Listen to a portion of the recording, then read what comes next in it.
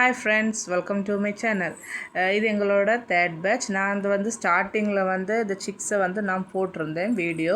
அப்போ அதில் எங்களுக்கு இந்த வாட்டி என்னென்னா இந்த ஒயிட் கலரில் இடையில ஒரு 4 பிளாக் சிக்ஸ் எங்களுக்கு கிடச்சிருந்து. அது அப்புறம் நாங்கள் நினச்சோம் அது வளர்ந்த அப்புறம் தான் கலர் போயிடணும்.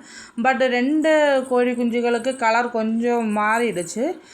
அது ஒன்று கிரே கலரில் போல் தான் இருக்குது, ஒன்று இதாகிட்டு இருக்குது. பட் இந்த கோழி மட்டும் கொஞ்சம் டிஃப்ரெண்ட்டாக இருக்குது. பட் இந்த கிரிராஜா கோழின்னெல்லாம் சொல்லுவாங்கல்ல, அதே போல் இந்த கோழியோட அந்த இதில் அந்த ஒயிட் கலர் டாட்ஸ் போல் எல்லாம் இருக்குது. இந்த ஒரு கோழியும் தான் இப்போ டிஃப்ரெண்ட்டாக இருக்கிறது. பாக்கி எல்லாமே ஒயிட் கலரில் ஆயிடுச்சு.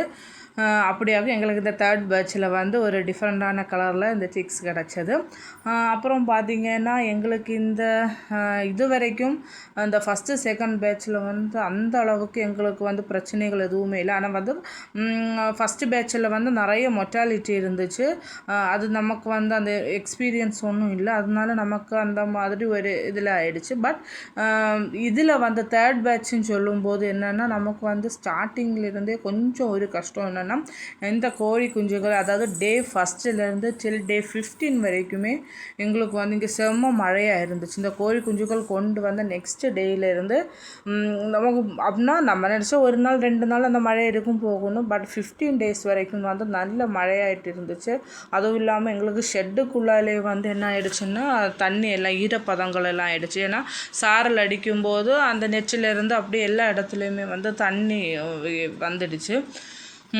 அது ரொம்ப கஷ்டமாக இருந்துச்சு. ஏன்னா நம்ம அதில் அந்த மரப்பொடிகள் எல்லாம் போட்டிருப்போம். அதில் தண்ணி எல்லாம் விழுந்தப்போ என்ன ஆச்சுன்னா ரொம்பவும் எல்லாம் ஒரு மாதிரி கட்டி பிடிச்சி ஒரு ஸ்மெல்லும் ஃபார்ம் பண்ண அதுக்கப்புறம் இந்த மழையெல்லாம் நின்ன அப்புறம் தான் நாங்கள் அதெல்லாம் க்ளீன் பண்ணிவிட்டு புதியதாகிட்டு இந்த மரப்பொடிகள் எல்லாம் போட்டிருந்தோம். அதான் சொன்னேன், அந்த ஒரு பிளாக் சிக்ஸ் தான் இருக்குதுல்ல, இதில் இந்த கலர் மாறிடுச்சு.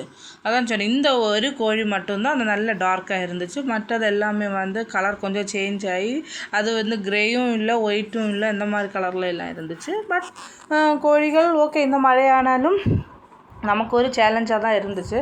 ஏன்னா நமக்கு பேட்ச் 1 பேட்ச் 2 பார்க்கும்போது என்னென்னா செம வெயில்.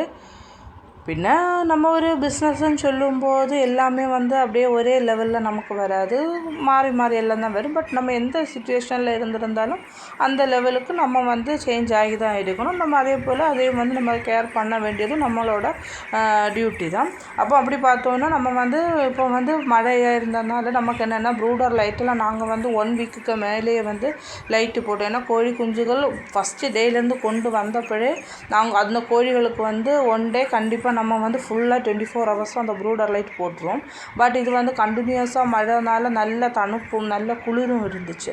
ஸோ என்ன பண்ண வேண்டியதாக இருந்துச்சுன்னா நம்ம 1 வீக்கு கழிஞ்சு நாங்கள் என்ன போட்டிருந்தோம்னா இந்த ப்ரூடர் லைட்டு போட்டிருந்தோம். அதே போல் அந்த பிளாக் ஷீட் எல்லாமே கவர் பண்ணி தான் போட்டிருந்தோம்.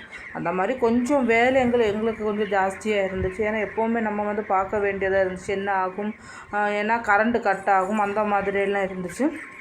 பை தேங்க் காட் எப்படி எல்லாமோ ஒரு வழியாக நம்ம கரெக்டாக கொண்டு வந்துட்டோம். இன்றைக்கி பார்த்திங்கன்னா டே 21.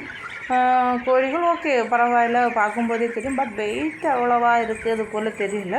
சரி பார்க்கலாம், இனி நம்ம ஃபுட்டெல்லாம் கொடுக்கும்போது எந்த லெவலுக்கு வருதுன்னு தெரியும். அதே போல் நம்மளோட வேக்சினேஷன் எல்லாமே கம்ப்ளீட் ஆகிடுச்சு. இது எல்லாமே நம்ம ஃபஸ்ட்டு பேட்ச் ஸ்டார்ட் பண்ணும்போதே டே பை டே என்னெல்லாம் நம்ம ரொட்டீன் நம்ம என்னெல்லாம் பண்ணோமோ அதெல்லாமே நான் சொல்லியிருப்பேன்.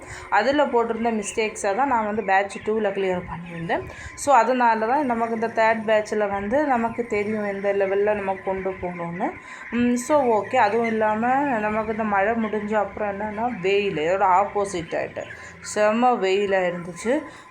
அது என்னென்னா மார்னிங் 7 o'clock ஆகும்போது எல்லாமே ஷெட்டில் வெயில் அடிக்க தொடங்கிடும்.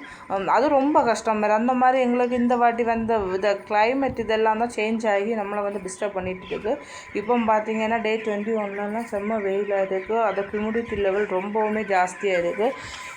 ஏன்னா ஆல்ரெடி கோழிகளுக்கு டெம்பரேச்சர் பாடி டெம்பரேச்சர் நிறைய இருக்கும்.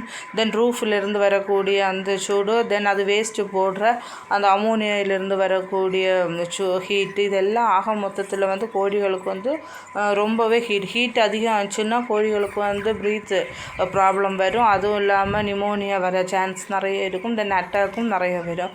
ஸோ அதனால் நம்ம என்ன பண்ணோம்னா அந்த கோழிகளை வந்து அவ்வளோவா வந்து மூவ் பண்ண விடக்கூடாது. தென் நம்ம தண்ணி எப்போவுமே கரெக்டாக கொடுத்துட்டு இருக்கணும். பட் நமக்கு வந்து ஆட்டோமேட்டிக் ட்ரிங்கிறதுனால நமக்கு அந்த பிரச்சனை கிடையாது. அது தண்ணி தீர தீர ஆட்டோமேட்டிக்காக தண்ணி வந்துட்டு இருக்கும். தென் அதே போல் தான் ஃபுட்டும் நம்ம வந்து மார்னிங் எல்லாமே ஃபில் பண்ணி வச்சுருவோம். இப்போ வந்து போகிறது வந்து டைப் 2 ஆகும், அதாவது ஷார்ட்டர். ஏன்னா 21 ஆகிடுச்சு இல்லை, ஸோ ஷார்ட்டரில் தான் போயிட்டு இருக்குது. நம்ம வந்து மார்னிங் ஒரு 7 o'clock ஆகும்போது வெயில் வந்து வரும்போதே நாங்கள் வந்து எல்லா இடமே ஃபேன் ஃபிட் பண்ணி வச்சுட்டோம். ஏன்னா நம்ம செகண்ட் பேட்சில் வந்து ஸ்டார்டிங்லேருந்து வெயில் தான் இருந்துச்சு. இப்போ தேர்ட் பேட்சில் மழையாக இருக்கிறது போல் தான் நமக்கு ஒரு பேட்ச் 2ல் வந்து செம்ம இது வெயிலாக இருந்துச்சு. ஸோ அப்போவே நம்ம வந்து ஃபேன் எல்லாம் ஃபிட் பண்ணிட்டோம். ஸோ அதனால் இந்த வெயில் டைம் நம்ம ஃபேனை போட்டுருவோம். ஓகே, பரவாயில்ல. இப்போ ஓரளவுக்கு எல்லாமே கொஞ்சம் நார்மலாக இருக்குது. இப்போ நம்ம வந்து ஆன்டிபயோட்டிக்ஸ் கொடுத்துட்டு இருக்கோம். பரவாயில்ல, கோழிகள் ஓகே தான். இனி பார்க்கலாம் நமக்கு இனி தேர்ட் பேட்ச் வந்து எப்படி போகுதுன்னு. ஏன்னா இப்போ டே 21 தான் ஆகுது.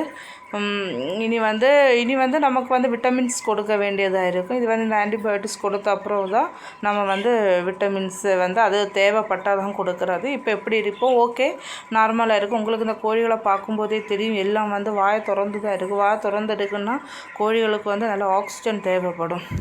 அதனால தான் நான் வந்து அதை ஒன்றும் மூவ் பண்ண விடாமல் அப்படியே நம்ம வந்து ஸ்லோவாக தான் நடக்கிறோம். ஏன்னா நம்ம மூவ் பண்ணிட்டோன்னா அந்த கோழிகள் வந்து பயந்து ஓட தொடங்கும். ஓடும்போது அட்டாக்லேயே நிறைய மொர்டாலிட்டி லெவல் இன்க்ரீஸ் ஆக நிறைய சான்ஸ் இருக்குது. ஸோ ஓகே, இப்போ தேர்ட் பேட்ச் இந்த மாதிரி போயிட்டு இருக்குது. இனி பார்க்கலாம் இந்த வாட்டி உள்ள ரிசல்ட் எப்படி இருக்குன்னு. நான் வந்து நமக்கு லாஸ்ட் ஆகிட்டு நான் அந்த வீடியோ போட்டேன். Okay, thank you.